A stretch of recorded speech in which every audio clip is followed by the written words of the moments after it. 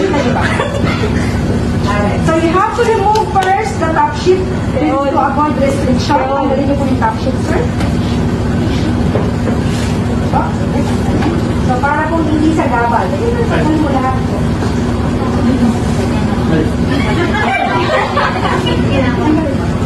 Alright. Now we're going to position the wheelchair perpendicular at the center of the bed. So saan mo gusto? Dito sa side na to o dito sa side?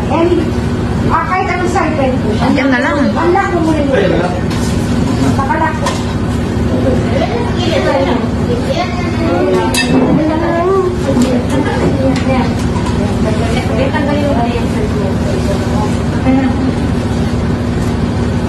Okay po na. Okay, so perpendicular at the center of the bed.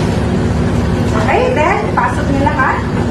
Okay, so lock the wheelchair. Okay. Now, assist the patient on a sitting position. Assist the patient on a sitting. Dalawang kamay mo gumagalaw na except for the legs. Okay, assist. Sitting position muna. Sige. Alright. Okay na, sir. Sige na. Okay, next. You're going to ask the patient to put leg one at a time at the opposite side of the wheelchair. So you're going to lift your leg, ma'am, ito muna.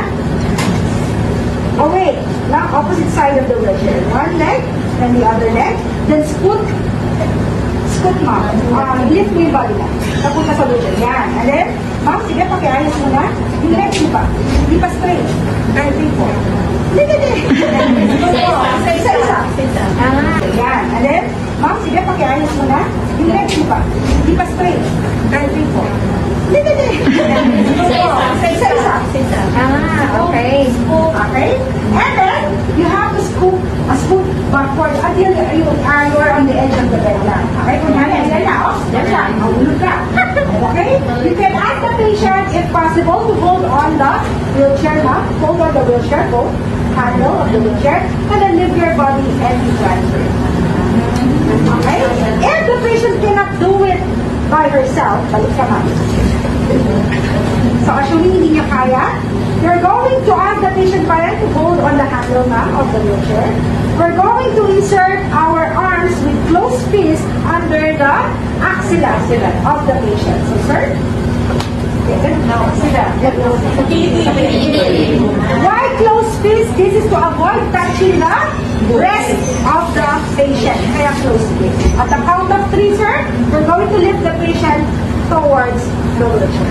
Okay? 1, 2, 3, lift. Alright. Okay? So now we're going to ask the patient to propel the wheelchair backward, ma'am. Unlock muna siya ang gagawa. Unlock the wheelchair, ma'am. The other one. And then propel the wheelchair backward.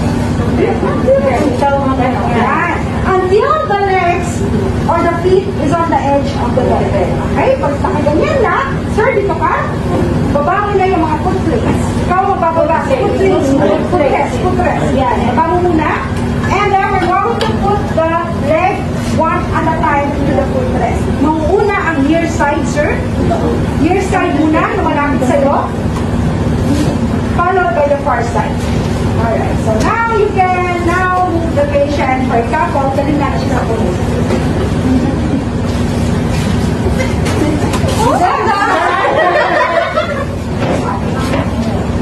Alright, okay na? Okay na? Next. So, nakahalap sa kabuto. Yan. Okay? Lock the wheelchair. Shuffle siya. Okay. So, sir, ikaw, tanggalin mo yung mga foot plates. Ikaw ang gagawa niya kasi hindi niya kaya. Tanggalin mo yung paa niya. Alright. We're going to put the patient on the commode. So, kapag po yung dalawang legs niya hindi nakakatayo, wala kang choice. I-lift mo siya, ikot, lagay sa commode. Okay? So, lagyan muna natin na lift down. Sa kapila. Ano, sa kapila, sir. Yan. Lock mo na.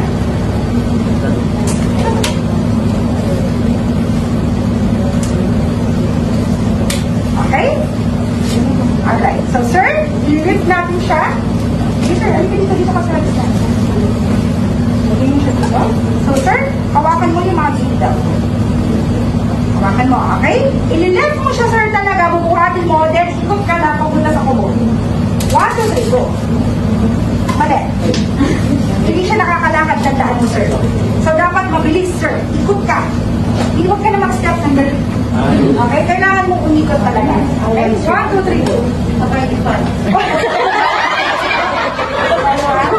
Ganyan na talaga. Sobrang din. So, ganun po. Kailangan talaga mag-turn lang. Okay? Huwag na naglalakad ng gano'n. Okay? Turn lang. Okay? Kayo, sir, sige, balik mo siya. Okay? 1, 2, 3, go. Okay, sige. Next. Double check. Sir, two plates. Balik na niya sa bed. So, balik mo siya kahit sa ang side. Pwede. Kung paano mo siya kinuha. Pwede. Nakanak pa. Tagal na. Nasira mo na siya.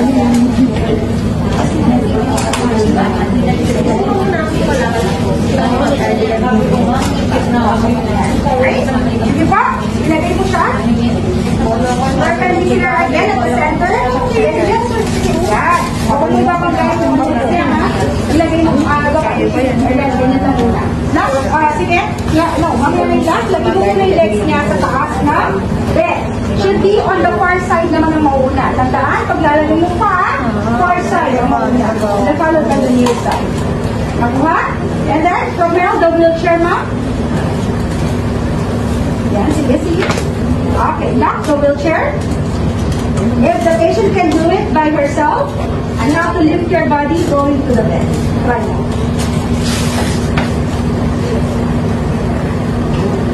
Alright. So if the patient cannot do it, balik, ma'am. So pwede ka po dito sa side na, sir.